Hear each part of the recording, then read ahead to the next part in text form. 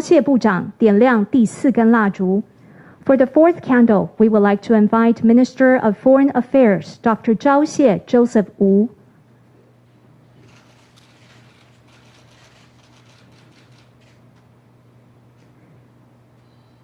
For the 5th candle, we would like to invite Rabbi Shalomi Tabib. 接下来，请 Shalomi Tabib Labi 点亮第5根蜡烛。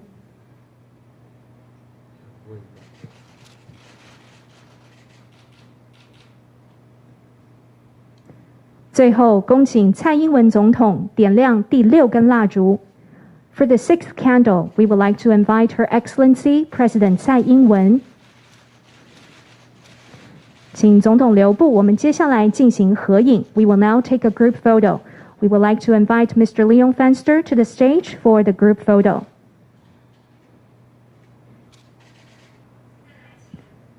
请各位看向中间的摄影镜头。Please look at the camera in the center. 再来，请看向后方的摄影镜头 and please look at the cameras in the back.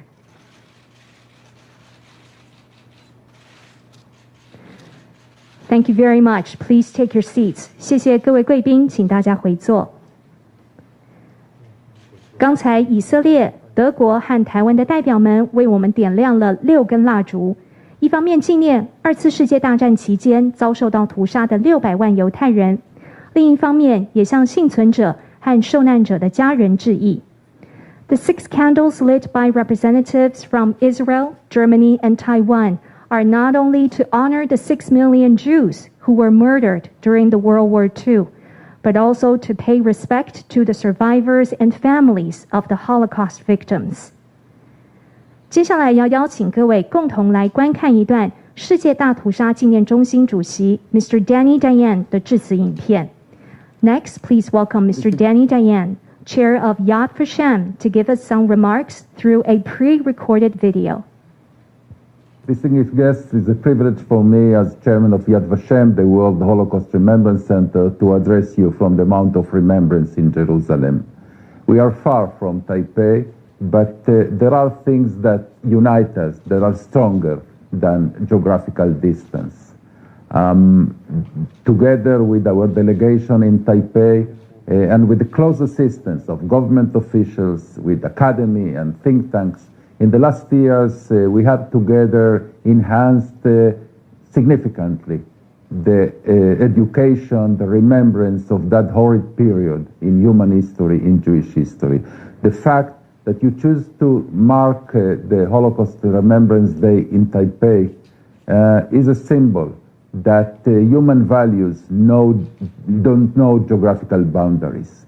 Even if the horrific events that we mark in this occasion happen thousands of kilometers from the shores of Taipei, of Taiwan, it is very important that you choose to remember them, signaling that that you adhere to human values. They are vital these days more than ever.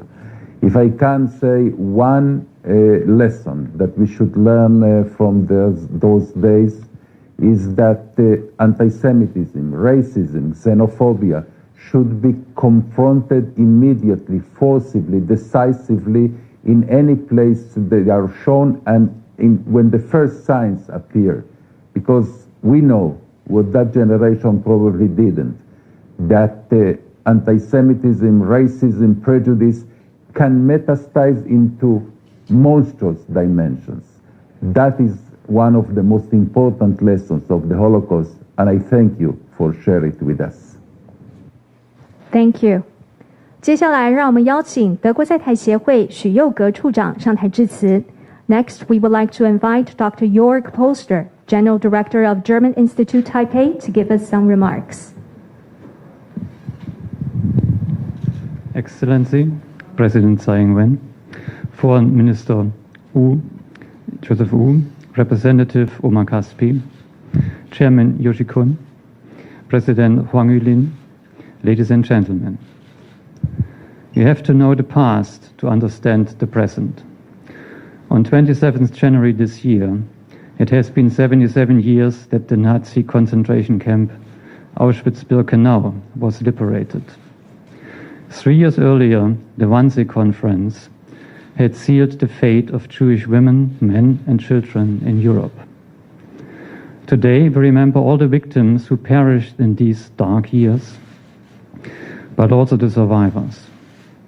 We pay tribute to them, and we make sure not to forget what happened then and why it happened. I remember visiting the concentration camp in Buchenwald as a young schoolboy, not far from my home in central Germany. What we saw goes beyond what words can describe.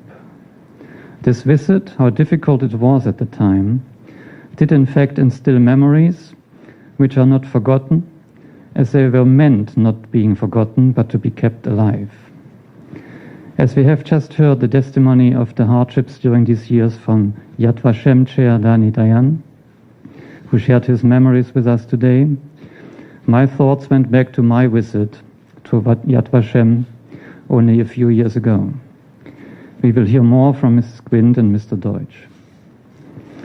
When we go about our daily lives and solve our personal issues, one by one, we tend to forget the cruelties of the past, as our mind tries to protect itself from these impressions we carry in us. This is exactly the reason why it is so important to keep the memory alive, to commemorate the victims of the Holocaust in Israel and in Germany, and also here in Taiwan. It is our responsibility to make sure that we do not inflict on each other hatred, racism, and anti-Semitism again. The trust rebuilt over the last decades corresponds with the spirit of reconciliation, which marks the new and peaceful path for Germany and Israel. As we come together here at this memorial event organized by the Israel Economic and Cultural Office in Taipei, the Taiwan Foundation for Democracy, and the German office in Taipei. Remembering the past and listening to testimonies will help us to strive for a world without genocide, a world of acceptance and justice. Looking ahead, we will keep remembering the Holocaust and its victims, and our never again stands as an expression of our enduring responsibility. When we decades ago agreed to learn from the past in order to protect the future, we meant both war and genocide, which more often than not, go hand in hand. Still, we meet here today at a time when another shadow is cast at us in Eastern Europe by the Russian invasion of Ukraine.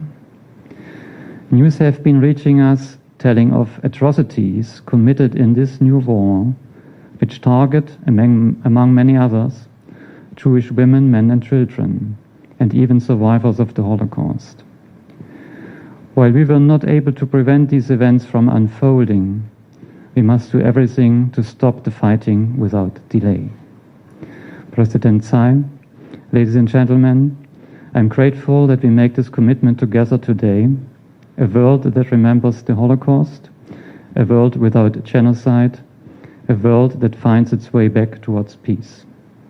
Thank you. Thank you, Dr. Polster. Please take your seat.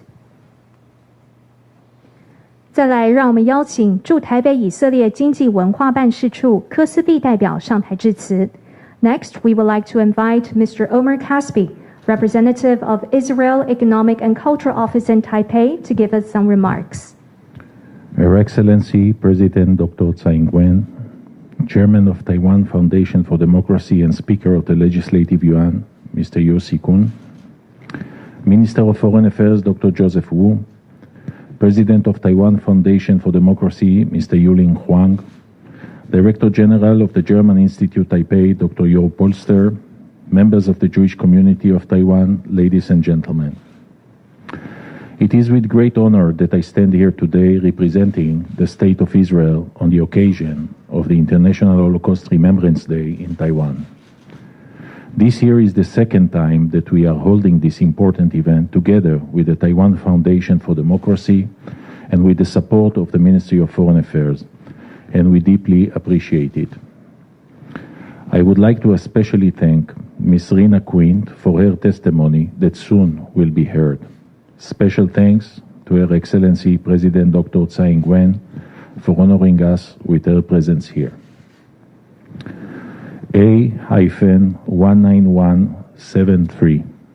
That was the prisoner number that was engraved by the Nazis on Leah Aharon's arm, as you can see in the picture on the screen.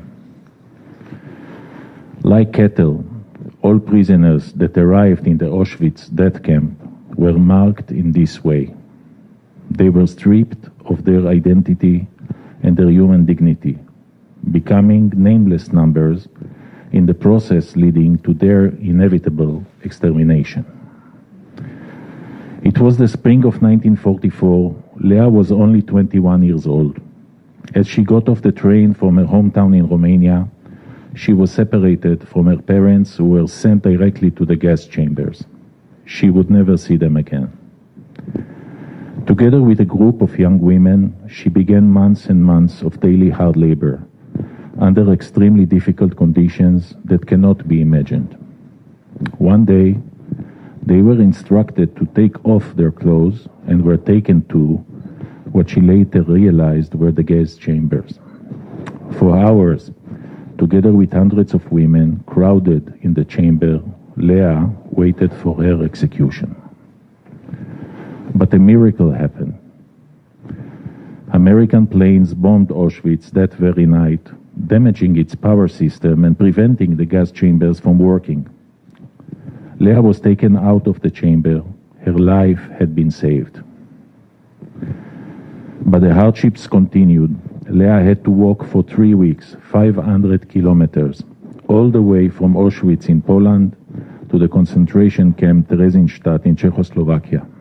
Only there, the war was over and she was finally released. With the years, Leah got married, had children, and immigrated to Israel. Until her last day, she kept on telling how she heard her parents screaming in the gas chambers. Leah died at the age of 91, surrounded by her children and grandchildren. One of them is Galit, my wife, who was very attached to her. The story of Leah Aharon is a story of a human spirit that, from the most horrific inferno, knew how to make her way back to life. It also shows how Jews at that time had no control over their fate whatsoever, just like leaves in the wind, subject to the will of others. In Taiwan, Jews were always welcomed. Rabbi Ephraim Einhorn, both of whose parents perished during the Holocaust, arrived in Taiwan as early as 1975 and founded a local Jewish community that flourished ever since. Rabbi Einhorn passed away last year, and he will be deeply missed. About 3 months ago, the new Jeffrey D. Schwartz Jewish Community Center was inaugurated here in Taipei. An amazing creation, contains a uniquely rich Judaica museum and beautiful temple, will serve as a center for interfaith dialogue and education about the Jewish religion and heritage. These things are not taken for granted. As the number of anti-Semitic incidents across the world is on the rise, Jews have always felt safe in Taiwan. We are wholeheartedly grateful for that. It is wonderful to see how the bond of mutual respect and understanding between the Jewish and Taiwanese peoples is getting both stronger and wider. So let us continue working together to learn more about each other, sharing our cultures, our histories, and our humanity. Thank you very much, Representative Caspi. Please take your seat. 谢谢柯代表与我们分享雷亚的故事，也期盼人类能够汲取历史的教训，并且也珍惜、捍卫我们得来不易的民主和自由。接下来，让我们恭请蔡英文总统上台致辞。Next, please welcome Her Excellency President Tsai Ing-wen. Representative Caspi, Director General Polster, Chairman Yu, Minister Wu, distinguished guests, ladies and gentlemen, good afternoon. I want to thank you all for coming here today to join us in remembering those who lost their lives in the Holocaust, paying tribute to those who survived, and acknowledging the sufferings of all the families and friends affected by this tragedy. My appreciation also goes to the Israel Economic and Cultural Office in Taipei, the German Affairs, the Ministry of Foreign Affairs, and the Taiwan Foundation for Democracy for organizing this important event. I also want to extend a special thanks to Holocaust survivor Mr. Rina Queen, who will share her testimony with us later.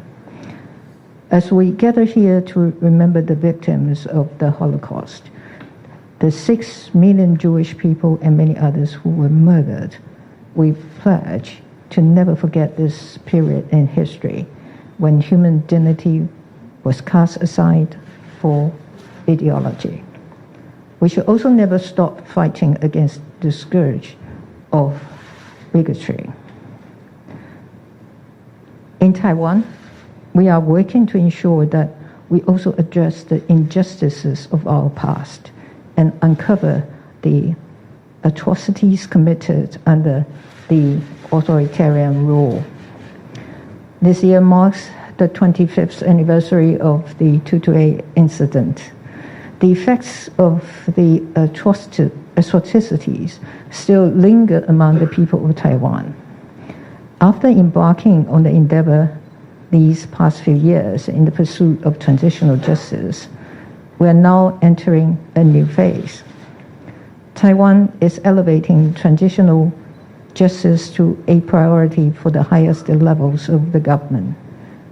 The executive began establishing new government bodies to further instill the values of transitional justice in our policy implementation.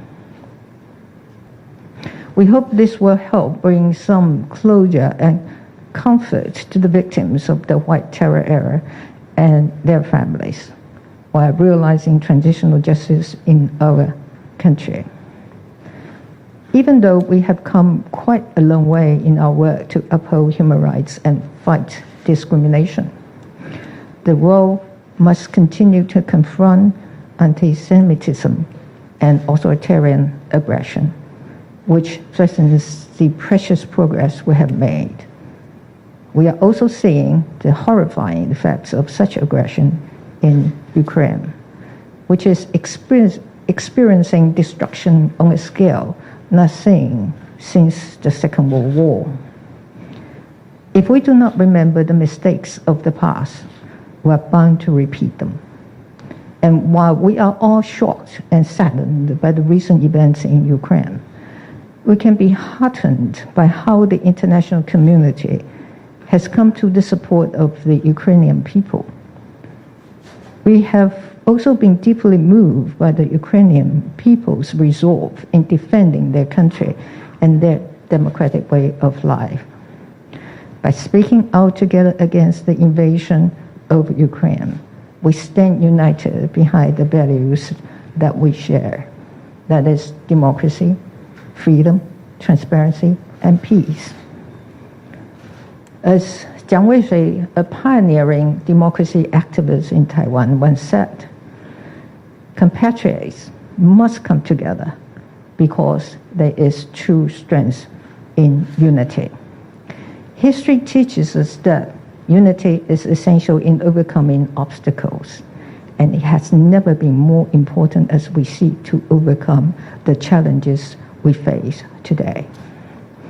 As we are confronted with the growing threat of authoritarianism, we owe it to the memory of those who came before us to protect the values of democracy and human rights.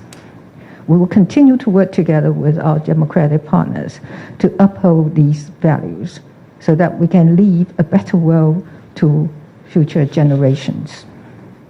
Thank you all again for being a part of this Holocaust Remembrance Day event. The memories of the Holocaust victims must be passed down from generation to generation, and it is incumbent on all of us to remember them. We must never forget. Thank you. Thank you. 谢谢总统。非常感谢总统莅临今天的纪念会，让我们恭送总统离场。Ladies and gentlemen, we thank President Tsai for attending the event today. 接下来，主办单位邀请犹太大屠杀的幸存者 Rena Quent 女士以及世界大屠杀纪念中心的主任 David Deutsch 来进行线上的对谈。两位呢，从以色列和我们进行连线，来分享 Rena Quent 女士的见证。And now, Holocaust survivor Ms. Rena Quent and Dr. David Deutsch, Head Desk of Asia and Africa Section at the International School for Holocaust Studies at Yad Vashem, will join us online